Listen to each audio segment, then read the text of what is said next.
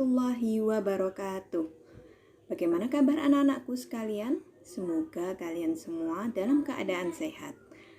Nah, jangan lupa ya, kita tetap terapkan protokol kesehatan agar terhindar dari virus COVID-19. Nah, sebelum kita mulai pada pembelajaran kali ini, mari kita bersama-sama membaca basmalah. Bismillahirrahmanirrahim. Ya, terima kasih. Pada pertemuan kali ini, kita akan membahas mengenai perkembangan peradaban Islam pada masa kejayaan. Nah, kalian bisa lihat pada PPT. Nah, ini adalah kompetensi dasar yang akan kita pelajari, yaitu menelaah perkembangan peradaban Islam pada masa kejayaan. Untuk tujuan pembelajarannya, kita nanti akan dapat mengidentifikasi faktor-faktor yang mendorong kemajuan peradaban Islam, memetakan konsep tentang peradaban Islam pada masa kejayaan. Nah, ini adalah tujuan pembelajarannya.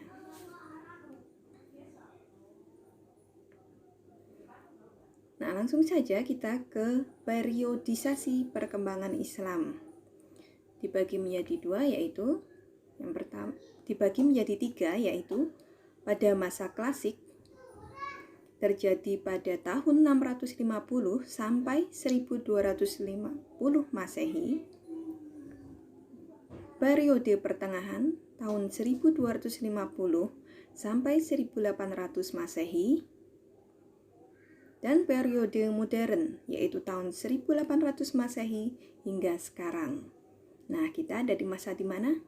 Yaitu pada periode modern kita sekarang. Nah, kita pelajari satu persatu ya, yaitu kita mulai dari periode klasik.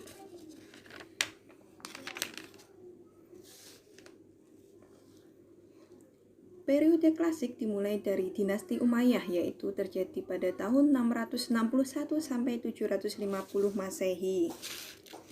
Di mana banyak kemajuan yang terjadi pada dinasti ini, yaitu pertama, membangun kekuatan militer yang terdiri dari angkatan darat, laut, dan kepolisian yang tangguh dan loyal. Lalu juga Muawiyah mengadakan pembaruan di bidang administrasi pemerintahan, dan kebijakannya ini membuat keputusan politik Muawiyah yang bercorak demokratis menjadi sistem monarki. Nah, tokoh dan ilmuwan muslim yang lahir atau muncul pada dinasti Umayyah ini diantaranya adalah Ibnu Bajjah, Ibnu Tufail, Abbas Ibnu Farnas, Ibnu Khaldun, dan Al-Kindi. Tentunya kalian sudah mengenal. Apabila kalian ingin mengetahui lebih jauh para ilmuwan muslim ini, kalian bisa browsing. Selanjutnya yaitu dinasti Abbasiyah, terjadi pada tahun 750 Masehi. Nah, abad keemasannya itu adalah dimulai dari dinasti ini yang berkedudukan di Baghdad. Tokoh-tokoh yang muncul diantaranya adalah Ar-Razi, Ibnu Sina, Al-Kindi, Al-Farabi, Al-Khwarizmi, Al-Farghani, Abu Nawas, Ibnu Jarir At-Tabari, Imam Bukhari, Imam Muslim, Ibnu Majah, Abu Dawud, Imam Tirmizi, Imam Nasai, Imam Ghazali, Imam Abu Hanifah, Imam Syafi'i, dan Imam Ahmad Ibnu Hambal, diantaranya itu ya. Dinasti Abbasiyah. Nah, kejayaan Islam pada periode klasik ini ya. Nah, sekarang periode pertengahan yang dimulai dari berkembangnya tiga kerajaan besar. Nah, setelah Khalifah Abbasiyah runtuh, kemudian ada tiga kerajaan besar.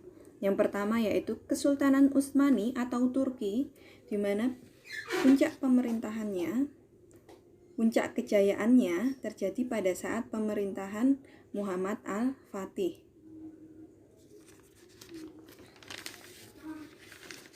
Selanjutnya yaitu Kerajaan Safawi, Persia atau Iran. Mencapai puncak kejayaannya pada masa kepemimpinan Syah Abbas pertama. Nah, kalian bisa baca di LKS pada halaman 55 dan 56. Nah, yang terakhir adalah Kerajaan Mughal atau India. Beribu kota di Delhi. Ia berkuasa selama 30 tahun dan didirikan oleh Zahiruddin Babur.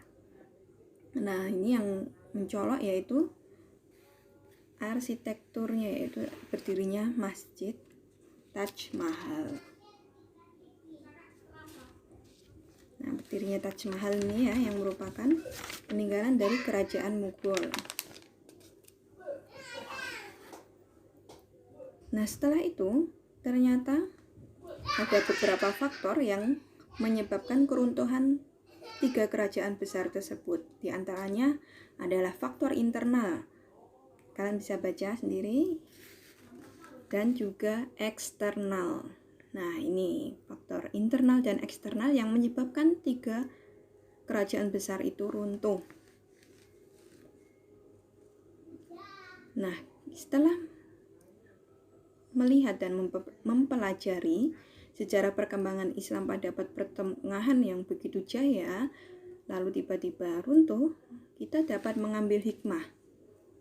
Nah, di sini ada 3 yang kita bisa ambil hikmahnya, yaitu yang pertama, kestabilan politik dan kesejahteraan akan menjadi pondasi bagi lahirnya para ilmuwan dan ahli agama.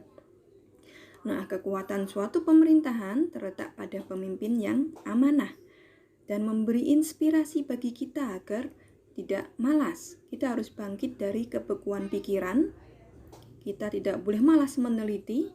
Kita tidak boleh malas belajar dan terus mengembangkan ilmu pengetahuan. Dan sebagai umat muslim jangan sampai kita terpecah belah. Nah, kita sudah pada akhir pembelajaran. Untuk tugas kalian, ini ada 3 soal ya. Nah, ini soal pertama. Soal kedua. Soal ketiga. Tulis jawaban pada selembar kertas, kemudian foto dan upload di Google Classroom PAI ya. Nah, sekian dari Ibu. Apabila ada pertanyaan, silakan kalian bisa menghubungi Ibu atau bisa mencari di internet. Nah, kita akhiri pembelajaran pada pertemuan kali ini dengan membaca hamdalah bersama-sama. Alhamdulillahirabbil alamin.